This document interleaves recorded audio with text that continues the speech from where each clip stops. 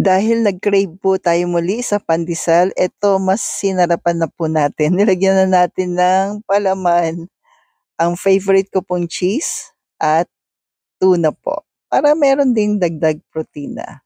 Ang sarap po nito ka-low carbs. Ito po yung aking last meal or sabihin na nating second meal kasi kadalasan timad po ako. Kaya ito po share ko po sa inyo. Una, kailangan po natin ng ating tuna. In can po ito, chunks in water, mayo, add po tayo ng white pepper po, at konting asin. So, yun lang po yung nilagay ko po, pampalasa po sa ating tuna.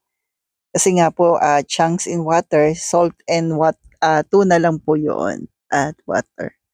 Then, yun po yung pwede sa atin na baking powder, coconut powder, almond powder, psyllium husk, whole po nut powder na psyllium monk fruit for sweetener at coconut cider vinegar. So, dun pagdating po sa psyllium husk, dalawang klase po yan, powder and whole. So, whole po yung nilalagay ko o kadalasang ginagamit ko po sa pandesal. Then, yung ating 4 pieces po na egg white, isa-separate lang po natin. At kung nagustuhan niyo po itong video, pa-like and follow na lamang po. Thank you po and God bless. And paalala po sa atin sa mga naglo-low carb, yan po, na-separate ko na yung egg yolk at egg white. Then, yung melted butter, ayan po. So, unahin po natin yung ating dry ingredients. Maglagay na po tayo ng 1/4 cup ng almond flour. 1/4 cup po ng almond flour. Then, isunod na po natin yung ating coconut flour. 1/4 cup din po ng coconut flour. Same lang po ng almond flour. Then, ito po yung ating psyllium husk. Kailangan po natin ng 3 tablespoon po. By the way, lahat po ng baking essential natin ay available sa Cheddar's Green Dahan. Then, yung ating sweetener, monk fruit po yung gagamitin ko po dito. Pwede rin namang stevia. Medyo matabang po ito po dagdag na lang po kayo kung gusto po ninyo. At konting asin, pinch of salt. So, pwede bang rock salt? Yes, pwede po. Baking powder, 1/2 teaspoon po. Then, i-mix lang po natin. Yung aking paalala po pala, kung nagpapagaling pa po o may health issue, mas okay, wag muna po tayong magpandesal. 4 pieces of egg white.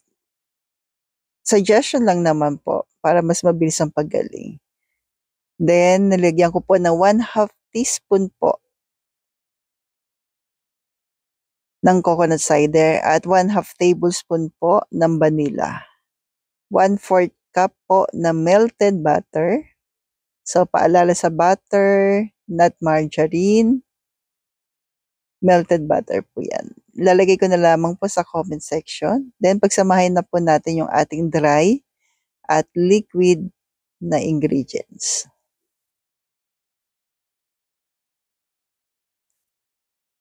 So, mix lang po natin. Then, ganito na po siya pagka na-mix, pero hindi pa po siya tapos. Yan.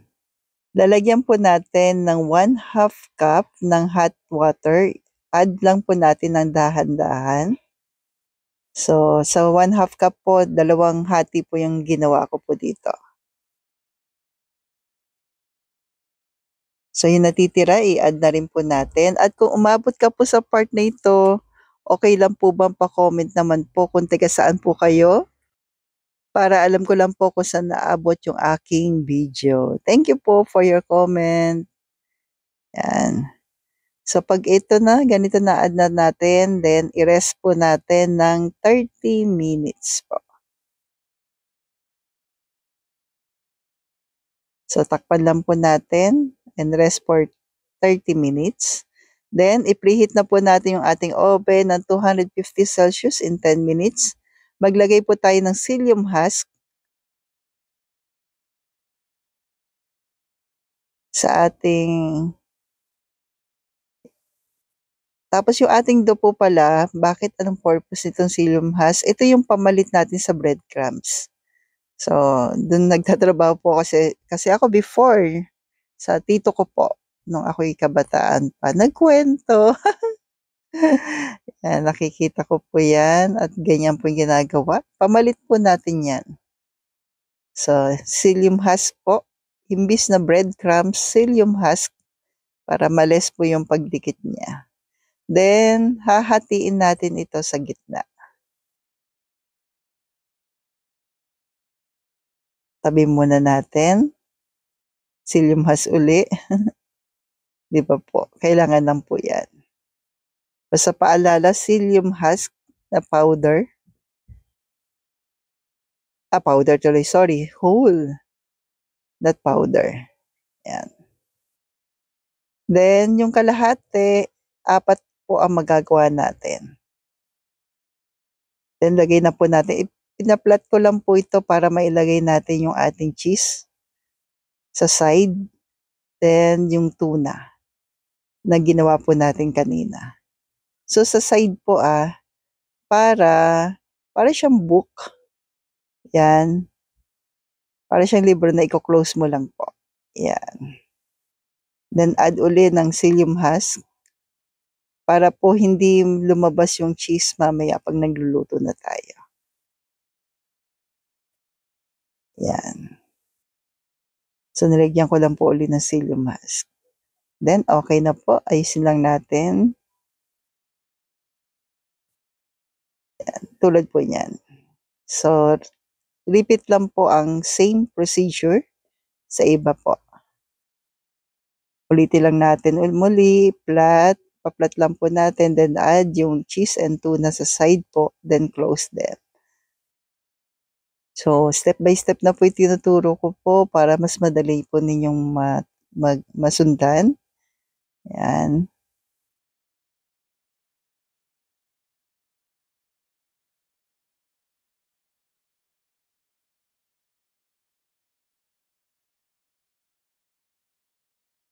Then, i-flat lang po natin muli.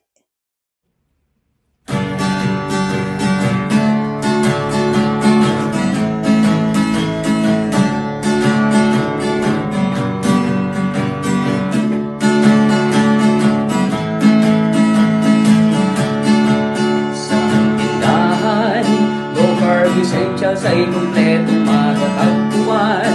Katulong mo sa pag-ayos ng iyong kalusugan. Marami kang pagpipilian. Then ito po, 8 pieces po yung ating nagawa. Binake natin ng 20 to 30 minutes sa 230 Celsius. Yan po yung aking oven. Ilalagay ko na lamang sa comment section. Then ito na po. Try mo na po ito low carbs pero syempre, hindi mawawala ang black coffee. No sugar, no cream. And sabi ko nga po muli, paminsan-minsan lang po yung ating mga breads. So, ito na po. Tingnan natin. Napaka-fluffy po nito. Then, yung ating tuna at cheese. Yan. So, kayo na pong bahala kung gusto nyo pong dagdagan yung cheese and tuna. Pero sa akin, okay na po ito. Ang sarap lang talaga low carbs kesa po mag-cheat tayo, gawa na lang po tayo. Then by the way, shout out po sa akin tita para sa aking kusina. Thank you. Tita Leonor, thank you sa tiwala. So stay healthy.